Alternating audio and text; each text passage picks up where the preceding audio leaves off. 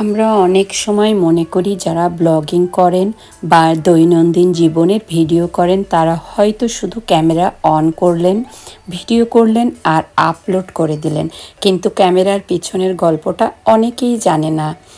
একটা ছোট্ট ভিডিওর পেছনে যাকে অনেক পরিশ্রম করতে হয়, অনেক সময় ছোট ছোট ভুল, অনেক অগোছলা মুহূর্ত। যেমন দেখুন, এই যে আমি চাটা চুলায় বসে অন্য একটা কাজ করতে গিয়েছিলাম, ফিরে এসে দেখি চা উপচে পুরো চুলাটা নোংরা হয়ে গেছে।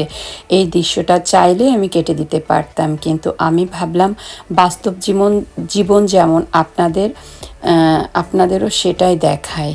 কারণ সংসার মানেই সবসময় নিখুঁত হবে তা না, ছোট ছোট ভুল আর সেগুলো আবার গুছিয়ে নেওয়ার মধ্যই তো আমাদের প্রতিদিনের জীবন। আসসালামু আলাইকুম প্রিয় আপুরা আমার, কাছে কিংবা দূরে, দেশ অথবা প্রবাস, পৃথিবীর যে প্রান্ত থেকেই আমার আজকের ভিডিওটি দেখছেন, আশা করি মহান আল্লাহ তাআলার অশেষ রহমতে সবাই অনেক ভালো আছেন, সুস্থ আছেন। আলহামদুলিল্লাহ, আমিও আপনাদের দোয়ায় অনেক ভালো আছি। আজকের নতুন আরেকটি ব্লগে আপনাদের সবাইকে জানাচ্ছি আন্তরিক স্বাগতম। প্রথমে মন থেকে ধন্যবাদ জানাতে চাই আমার প্রিয় আপুদের, যারা প্রতিদিন আমার ভিডিও দেখেন, লাইক করেন, সুন্দর সুন্দর মন্তব্য করেন, শেয়ার করেন এবং সব সময় আমাকে এত ভালোবাসা দিয়ে পাশে থাকেন। সত্যি বলতে আপনাদের এই ভালোবাসায় আমাকে প্রতিদিন নতুন নতুন ভিডিও বানায় আপনাদের সামনে আনার সাহস দেয়। আল্লাহ আপনাদের সবাইকে সুস্থ রাখুক এবং আপনাদের পরিবারের ওপর আল্লাহ তাআলার রহমত বর্ষণ করুন। প্রিয় আপুরা আমার, আজকের সকালটা শুরু করেছি এক কাপ চা আর হালকা নাস্তা দিয়ে। আলাদা করে কিছু বানানো হয়নি, ঘরে যা ছিল তাই দিয়েই সকালের নাস্তাটা সেরে নিলাম। আসলে সংসার যাদের বুঝে শুনে চালাতে হয় তারা জানেন সব সময় নিজের ইচ্ছা মতো চলা যায় না। আগে সংসারের প্রয়োজন, তারপর নিজের কথা। কিন্তু আলহামদুলিল্লাহ, যা আছে তাই নিয়েই যথেষ্ট থাকার চেষ্টা করি। আল্লাহ যতটুকু দিয়েছেন সেটুকুর জন্য সব সময় শুকরিয়া করি আলহামদুলিল্লাহ। চা নাস্তা শেষ করে একটু বারান্দায় গেলাম। বাইরে এত রোদ ছিল যে গাছগুলোর অবস্থা দেখে সত্যিই মনটা খারাপ হয়ে গেল। কয়েকদিন আগেও আমার বেগুন গাছটা কত সুন্দর ছিল, সবুজ সবুজ পাতা ছিল, দেখতে যে কত সুন্দর লাগতো, কিন্তু টানা রোদের কারণে গাছগুলো একদম শুকিয়ে এই অবস্থায় চলে এসেছে। শুধু বেগুন গাছই নয়, আমি যে ছোট ছোট ফুল গাছ লাগিয়েছিলাম আর কিছু অন্যান্য সবজিও লাগিয়েছিলাম, সেই গাছগুলো এত সুন্দর করে যত্ন করে লাগিয়েছিলাম, সেগুলো রোদের তাপে অনেকটাই নষ্ট হয়ে গেছে। এত পরিমাণ গরম পড়ছে জাপানে এখন আজ কয়দিন। গাছের প্রতি যাদের ভালোবাসা আছে তারাই একমাত্র জানেন এভাবে একটা গাছ শুকিয়ে যেতে দেখলে কতটা কষ্ট লাগে। আসলে আমি আগে কখনো গাছ এভাবে লাগাতাম না, যেহেতু এই বাসায় অনেক বড় বারান্দা আছে, তাই ভাবলাম দেখি গাছ লাগালে বাঁচে কি না। আসলে গাছ লাগাতে আমার অনেক কষ্ট হয়, একটা গাছ লাগালেই তো হবে না। যখন অনেক কষ্ট করার পরে গাছটা এরকম মরে যায় তখন আমার ভীষণ কষ্ট হয়।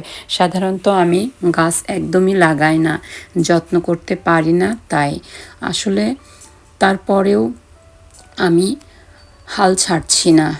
ইনশাআল্লাহ আবার নতুন করে যত্ন করলে ইনশাআল্লাহ আশা করি এই গাছগুলোতে প্রাণ ফিরে পাবে আলহামদুলিল্লাহ। এরপর ভাবলাম আর দেরি না করে মেশিনে কাপড় দিয়ে আসি। আবার এরই মধ্যে মেশিনে কাপড়ও দিয়ে দিয়েছি, সেগুলো আর ভিডিও ক্লিপে নেওয়া হয়নি। তারপর বেশ 1 ঘন্টার মধ্যে, যেহেতু বাইরে প্রচুর রোদ, আমি 1 ঘন্টার মধ্যেই কাপড়গুলো আবার শুকিয়ে আবার তুলেও নিয়েছি। প্রিয় আপুরা আমার, আপনারা ভিডিওতে সবই দেখতে পেয়েছেন। আমি ওইগুলো ভিডিও ক্লিপ করতে আর আমার খেয়াল ছিল না যে মেশিনে কাপড় দেওয়ার ভিডিওটা। সংসারের কাজ আসলে শেষ হওয়ার নয়, একটা কাজ শেষ করতে না করতে আর একটা কাজ অপেক্ষা করে থাকে। তবুও সব কাজ ধীরে ধীরে করলে দিনের শেষে একটা আলাদা রকম শান্তি লাগে। আমি কখনোই তাড়াহুড়া করে কাজ করতে পছন্দ করি না, যতটুকু পারি ততটুকুই গুছিয়ে করার চেষ্টা করি। এর মধ্যে কাপড়গুলো সুন্দর করে তুলে এনে আমি এই যে ভাঁজ করে ফেললাম। তাই বাইরে থেকে এনে ভাঁজ করে নিজের জায়গায় রেখে দিলাম। ছোট ছোট এই কাজগুলো হয়তো খুব সাধারণ, কিন্তু এই ছোট ছোট কাজগুলো একটা সংসারকে সুন্দর করে রাখে। আলহামদুলিল্লাহ, সব কিছু গুছিয়ে রাখলে নিজের কাছেও অনেক ভালো লাগে। আপনাদের মধ্যে কে কে আছেন আপুরা কাপড় এভাবে সঙ্গে সঙ্গে তুলে এনে ভাঁজ করে রাখেন?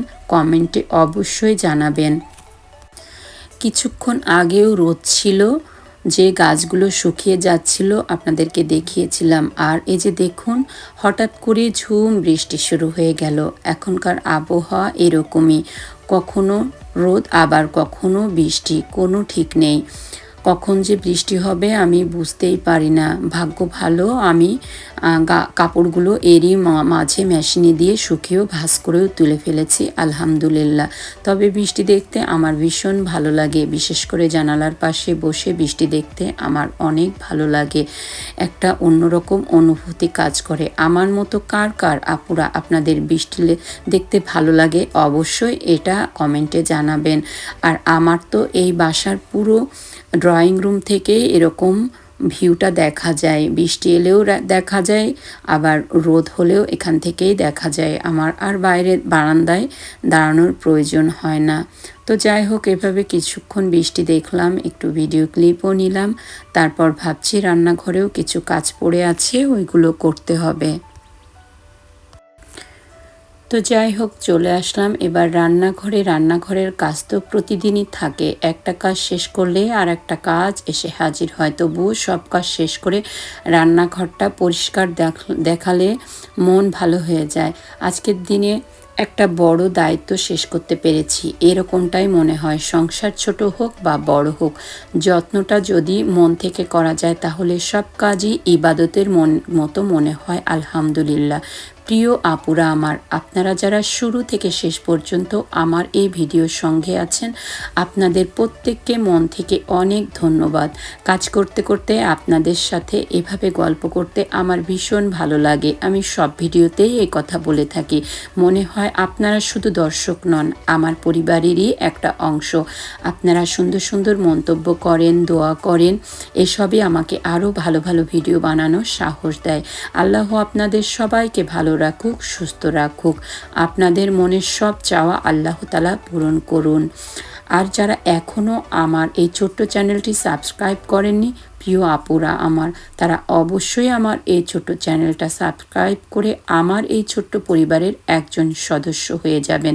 আর যদি ভিডিওটি ভালো লেগে থাকে তাহলে একটি লাইক দিয়ে সুন্দর একটি মন্তব্য করে আমার পাশে থাকবেন। প্রিয় আপু আমার, আপনাদের প্রিয় মানুষদের সঙ্গে শেয়ার করবেন আমার এই ভিডিওটা। আজ তাহলে এখানেই বিদায় নিচ্ছি। সবাই অনেক ভালো থাকবেন, সুস্থ থাকবেন। আবার দেখা হবে নতুন কোনো ব্লগে, নতুন কোনো দিন। সেই পর্যন্ত সবাই ভালো থাকবেন, সুস্থ থাকবেন। আল্লাহ হাফেজ, আসসালামু আলাইকুম।